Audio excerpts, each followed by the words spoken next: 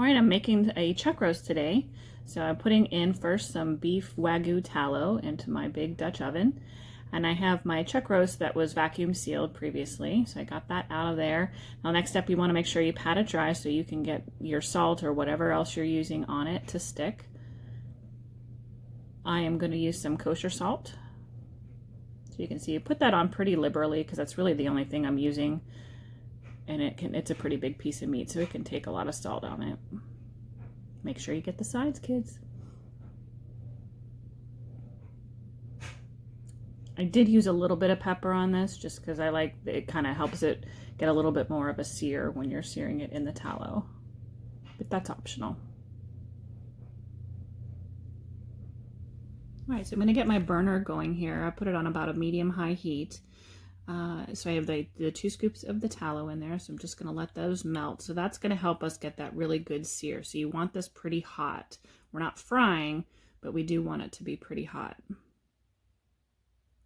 Here you can see it's starting to melt, and you just want to wait till it's completely melted and covers the bottom of your pan. Looks like it's all ready to me, so I'm going to add the chuck roast here. There's no real good way to do this, so I just kind of have to grab it and get it in the pan. And the key is you want to make sure that you're pressing it down so that the whole surface is touching the bottom of the pan. And you're just going to let that sizzle away without touching it. All right, so it's been on there for a few minutes, and I just want to check the status of the bottom just to see kind of how it's coming along. So you can see it's starting to get a pretty nice sear on there. It's not quite ready to flip yet, so we'll let it go for a little bit longer.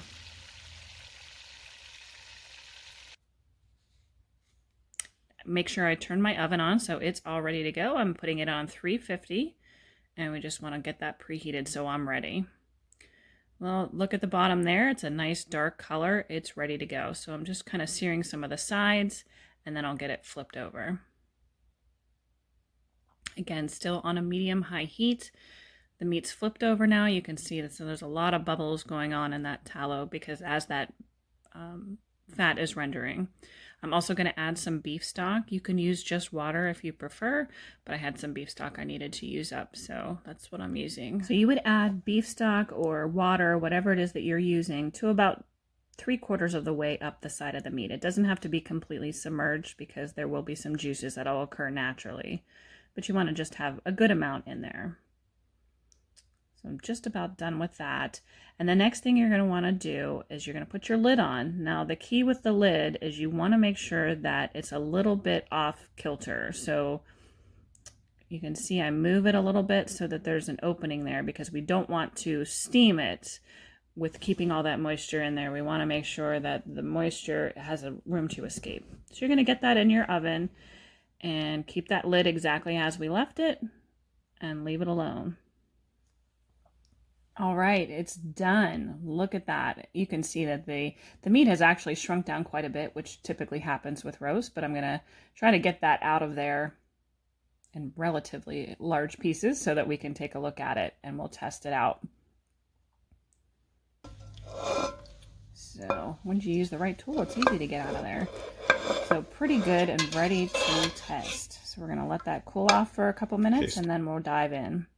You can see it just kind of shreds apart. It's just like a chuck roast should. That's why people like chuck roast, because it has the good marbling in it. So everything kind of falls apart. It shreds. It's great for shredded beef. It's great as just a pot roast. It's so good. And this one turned out, I think, seriously, as the best one I've ever done. All right, the roast is done. It's been about 4 hours, a little over 4 hours. And I think that this is the best chuck roast I've ever made. It is delicious. Everything pulls apart wonderfully. All of the fat has rendered down. It gives kind of like a soaky feel when you eat it. It's just very satisfying, delicious flavor. Literally all there was salt and a little bit of pepper and then the broth that cooked the meat. So let's see how it is.